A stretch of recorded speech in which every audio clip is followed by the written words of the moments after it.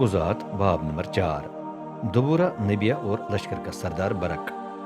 जब अहूद फोत हुआ तो इसराइली दोबारा ऐसी हरकतें करने लगे जो रब के नज़दीक बुरी थीं। इसलिए रब ने उन्हें कनान के बादशाह याबिन के हवाले कर दिया। याबिन का दारुल हुकूमत हसूर था और उसके पास 900 लोहे के रथ थे। उसके लश्कर का सरदार सेसरा था जो हरोवस्त हिगोइम में रहता था। याबिन ने 20 साल इसराइलियों पर बहुत जुल्म किया, इसलिए उन्होंने मदद के लिए रब को पुकारा। उन दिनों में दुबोरा नबिया इसराइल की काजी थी। उसका शवहर लफीदो था और वो दुबोरा के खजूर के पास रहती थी जो इफ्राइम के पहाड़ी इलाके में रामा और बैतएल के दरमियान था। इस दरख्त के साये में वो इसराइलियों के मामलात के फैसला किया करती थी। एक दिन दुबोरा ने बरक बिन एबी नोअम को बुलाया। बरक नफ्ताली के कबायली इलाके के शहर कादस में रहता था।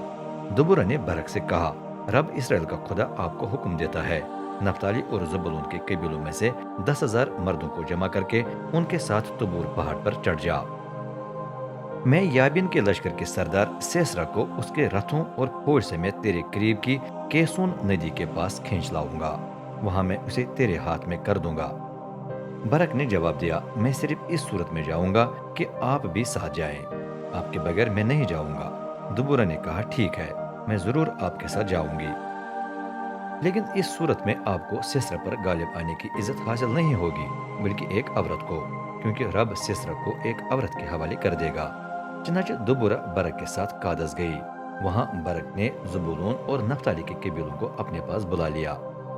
10,000 आदमी उसकी रहनुमाई में तुबूर पहाड़ पर चले गए। दुबुरा भी साथ गई। उन दिनों में एक केनी बनाई में हिबर ने अपना खेमा कादस के करीब एलून जनानी में लगाया हुआ था। केनी मूसा के साले हुबाब की औलाद में से था, लेकिन हिबर दूसरे केनियों से अलग रहता था।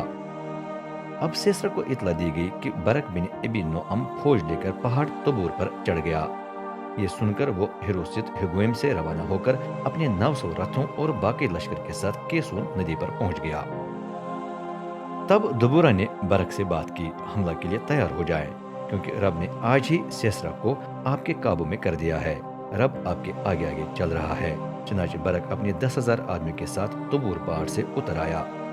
जब उन्होंने दुश्मन पर हमला किया तो रब ने कनानियों के पूरे लश्कर में रथों समेत अफरा तफरी पैदा कर दी। सेसरा अपने रथ से उतरकर पैदल ही फरार हो गया। बरक के आदमी ने भागने वाले फौजियों और उनके रथों का ताकुब करके उनको हर वस्त होगोयम तक मारते गए, एक भी न बचा। सेसरा का अंजाम। इतने में सेसरा पैदल चलकर केनी आदमी हिबर की बीवी याईल के खीमे के पास भाग आया था। वजह ये थी कि हिसूर के बादशाह याबिन के हिबर के घराने के साथ अच्छे ताल्लुकात थे। याईल खीमे से निकलकर सेसरा से मिलने गई। उसने कहा, आइए मेरे आका, अंदर आइए और न डरें। चनाचे वो अंदर आकर लेट गया और याईल ने उस पर कंबल डाल दिया। सेसरा ने कहा, मुझे प्यास लगी है, कुछ पानी पिला दो। याईल ने दूध का मशकीजा खोलकर उसे पिला दिया और उसे दोबारा छुपा दिया। सेसरा ने दरख्वास्त की, दरवाजे में खड़े हो जाओ। अगर कोई आए और पूछे कि क्या खेमे में कोई है तो बोलो कि नहीं, कोई नहीं है। ये कहकर सेसरा गहरी नींद सो गया, क्योंकि वो निहायत थका हुआ था। तब याईल ने मेख और हथौड़ा पकड़ लिया और दबे पांवों सेसरा के पास जाकर मेख को इतने जोर से उसकी कनपटी में ठोंक दिया कि मेख जमीन में धुस गई और वो मर गया। कुछ देर के बाद बरक सेसरा के ताकुब में वहां से गुजरा। याईल खीमे से निकलकर उससे मिलने आई और बोली, आइए मैं आपको वो आदमी दिखाती हूँ जिसे आप ढूंढ रहे हैं। बरक उसके साथ खेमे में दाखिल हुआ तो क्या देखा कि सेसरा की लाश जमीन पर पड़ी है और मेख उसकी कनपेटी में से गुजरकर जमीन में गड़ गई है। उस दिन खुदा ने कनानी बादशाह याबिन को इसराइलियों के सामने जेर कर दिया। इसके बाद उनकी ताकत बढ़ती गई जब याबिन कमजोर होता गया और आखिरकार इसराइलियों के हाथों तबाह हो गया।